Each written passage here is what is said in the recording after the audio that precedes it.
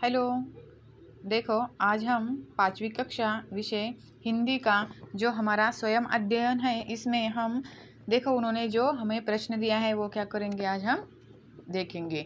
तो देखो उन्होंने हमें क्या प्रश्न दिया है, चित्र वाचन करके अपने शब्दों में कहानी लिखो और उचित शीर्षक बताओ। देखो आपको क्या करना है, जो चित्र है उसका क्या करना है, आपको वाचन करके अपने शब्दों में वो कहानी लिखनी है और उस कहानी को आपको उचित शीर्षक भी बताना है। तो देखो यहाँ पर उन्होंने हमें कुछ चित्र दिए हैं, वो चित्र वाचन करके हमें कहानी लिखनी है। तो मैं आपको ये कहानी बताती हूँ, आपको क्या करनी है, वो कहानी लिखनी है और उसे हम शीर्षक उचित शीर्षक भी देने वाली है। तो देखो यहाँ पर उन्होंने जो हमें चित्र दिखाया है वो क्या है, आसमान में उड़ते ढेर सारे कबूतर और नीचे खड़ा बहेलिया। अब देखो एक जो बहेलिया एक दिन वो जो बहेलिया था एक बहेलिया एक दिन जाल लेकर वह शिकार करने निकला।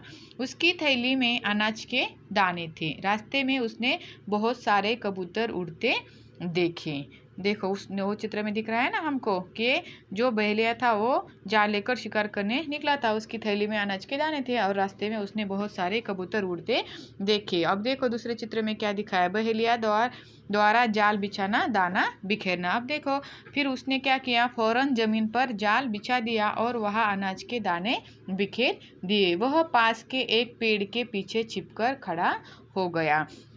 उसके बाद देखो उन्होंने तीसरे चित्र में हमें क्या बताया है कि कबूतरों का दाना चुगना। अब देखो कबूतरों ने सुबह सुबह दाने देखे तो वे नीचे उतरे और दाने चुगने लगे। अब जो बहेलिया ने जो दाने बिखेर दिए थे जमीन पर वो कबूतरों ने देख लिए और वो देखने के बाद वो नीचे उतरे और दाने चुगने लगे। कबूतरों का जाल में फंसना, यहाँ पर देखो ये चित्र है ना, उस पे देखो अब दाने चुगते चुगते फिर क्या हो गया, दाने चुगते चुगते उनके पैर जाल में फंस गए। कबूतरों ने उड़ने का प्रयत्न किया तो वे उड़ नहीं पाए।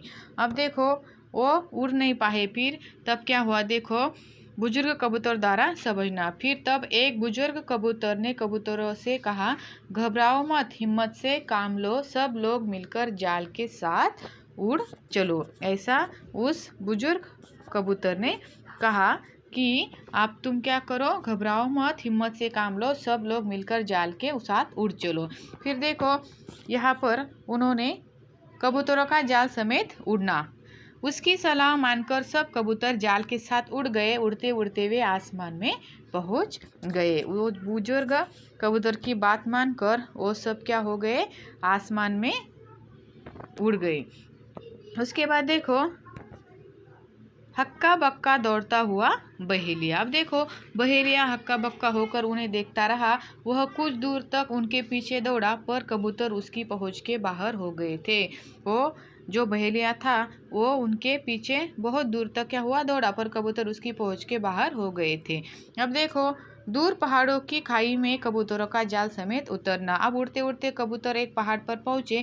यहाँ बुजुर्ग कबूतर का दोस्त मुनमुन चूहा रहता था। बुजुर्ग कबूतर के कहने पर कबूतर जाल के साथ पहाड़ी पर उतरे। और जो कबूतर जाल लेकर उड़ गए थे ना वो कहाँ पर उतरे, वो पहाड़ी पर उतरे सब कबूतर। अब देखो यहाँ पर आपको क्या करना है, स्वयं सोचना है कि उसके बाद क्या हुआ होगा।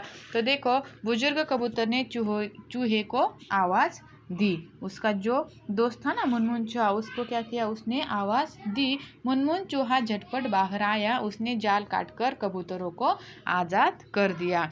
और देखो यहाँ पर कबूतरों का मुक्त होकर उड़ना। और कबूतरों ने चूहे को, फिर वो जो चूहा था उसने क्या किया, जाल काट दिया। और जाल काटने के बाद कबूतरों ने चूहों को धन्यवाद दिया और फिर खुश होकर वे आकाश में उड़ गए। तो देखो कबूतरों ने एक होकर प्रयत्न किया इसलिए उनकी जान बच गई। इस कहानी से हमें क्या सीख मिलती है कि सचमुच एकता ही क्या है, शक्ति है। अब इस कहानी को शीर्षक भी दे सकते हैं। इस कहानी को हम क्या शीर्षक देंगे, एकता का बल। तो समझ में आई आपको ये कहानी, चित्र देखकर जो मैंने आपको कहानी बताई वो आपका क्या करनी है, लिखनी है।